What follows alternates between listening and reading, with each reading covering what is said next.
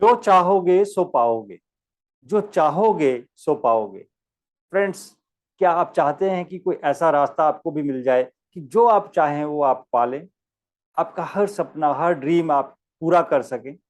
दोस्तों, आज एक बहुत ही शानदार मैसेज हम इस शानदार कहानी के माध्यम से जानेंगे। लेकिन इससे पहले कि स्टोरी में आगे बढ़ाऊं, मैं आप सभी से ये रिक्वेस्ट करना चाहूंगा कि आप इस यूट्यूब चैनल को जरूर सब्सक्राइब कर लें और बेल बटन जरूर आप प्रेस करें ताकि नोटिफिकेशंस आप मिस ना करें। तो चलिए आगे बढ़ाते हैं हम अपनी इस शानदार स्टोरी को। एक साधु महाराज जो है वो एक घाट के किनारे डेरा डाले हुए थे, और वहां पर बैठे बैठे वो अक्सर बीच बीच में ये सेंटेंस दोहराया करते थे, जो चाहोगे सो पाओगे, जो चाहोगे सो पाओगे। बहुत सारे लोग जो है वहां से जब गुजरते थे तो वो उनकी इस बात को अनसुना कर देते थे, है ना, और जो सुन लेते थे वो मुस्कुराकर चल देते थे। राइट। लेकिन एक दिन क्या हुआ कि एक बेरोजगार लड़का जो परेशान था वो वहां से जब गुजर रहा था, तो महात्मा जी एक बार फिर उसी तरह से चिल्लाए, जो चाहोगे सो पाओगे, जो चाहोगे सो पाओगे। वो लड़का ये बात सुनकर उनके पास आया और बोला कि हे बाबा, आप जो ये कह रहे हो जो चाहोगे सो पाओगे, ये कैसे संभव है? क्या आप मेरे लिए कुछ कर सकते हो? तो साधु महाराज ने कहा, हाँ बेटा, बिल्कुल कर सकता हूं, लेकिन पहले तुम मुझे ये बताओ कि तुम चाहते क्या हो। है ना? महाराज का सवाल बड़ा सही था कि तुम चाहते क्या हो, पहले ये तो बताओ। तो लड़के ने कहा कि महाराज, मैं चाहता हूं कि मैं हीरों का बहुत बड़ा व्यापारी बनूं। महाराज ने कहा, ये बिल्कुल संभव है, ऐसा बिल्कुल हो सकता है आपकी लाइफ में, आप ऐसा कर सकते हैं। राइट। और इसके लिए मैं आपको दो हीरे मोती देता हूं, ये आपके काम आएंगे। राइट। इससे आप शुरुआत कर सकते हैं। तो लड़का बहुत खुश हुआ, उसकी उम्मीद बढ़ी और वो तैयार हो गया। तो महाराज ने कहा कि आप एक काम करो, आप अपने दोनों हथेलियां मेरे आगे करो। तो लड़के ने ऐसा ही किया, उसने अपनी जो दोनों हथेलियां हैं वो महाराज के आगे, साधु महाराज के आगे कर दी। राइट।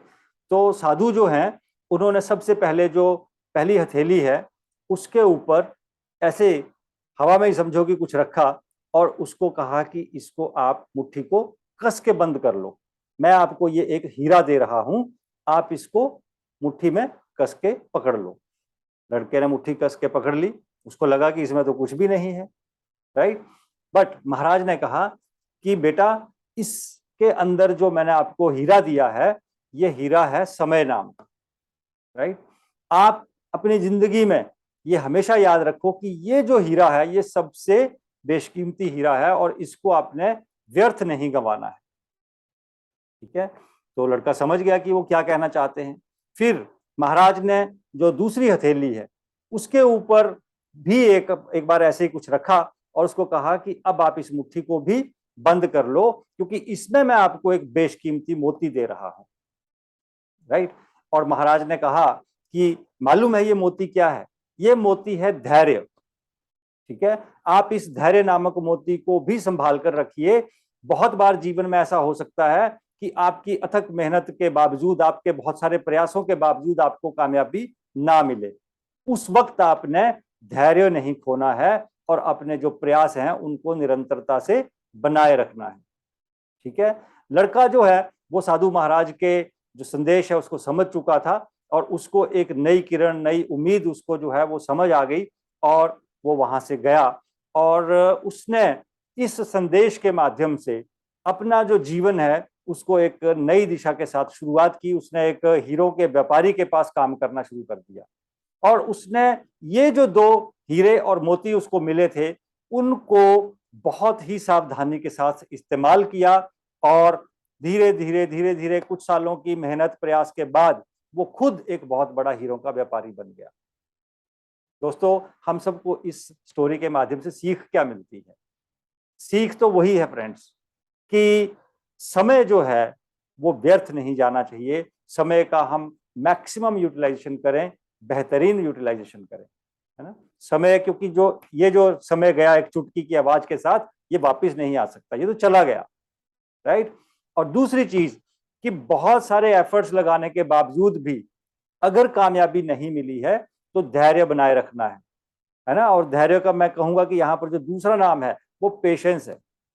राइट। सो ये जो दो हमें हीरे और मोती उस साधु महाराज की इस कहानी के माध्यम से मिले हैं, उम्मीद है हम सब इन दोनों हीरे मोती को पकड़ के रखेंगे और इसके साथ आगे बढ़ेंगे जीवन में, और अपने मन चाही जो सफलता है उसको पाएंगे, है ना। जो चाहोगे सो पाओगे, इस कहानी को हम स्थूल करेंगे, इस मैसेज को हम स्थूल करेंगे, ऐसा हम प्रण ले सकते हैं।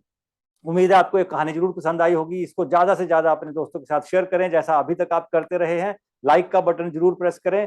और फ्रेंड्स, कोई भी जो स्टोरी अच्छी लगती है उसको 2-3 बार जरूर सुने, है ना, क्योंकि उसका जो मैसेज है वो हमें हेल्प करता है कि हम उसको याद रख सकें। और मैं एक चीज और कहना चाहूंगा कि इन कहानियों के माध्यम से जितने भी अभी तक मैसेजेस मिले हैं, हम चाहें तो उनका जो सार है उसकी हम एक सीरियल वाइज एक हम जो रिकॉर्ड है वो रख सकते हैं, ताकि वो मैसेजेस, वो सार जो है वो हम टाइम टू टाइम रीड कर सकें और हमारे काम आ सके। ठीक है। सो जल्दी मिलेंगे अपने अगले वीडियो में, तब तक आप अपना ध्यान रखिएगा। नमस्कार, जय हिंद।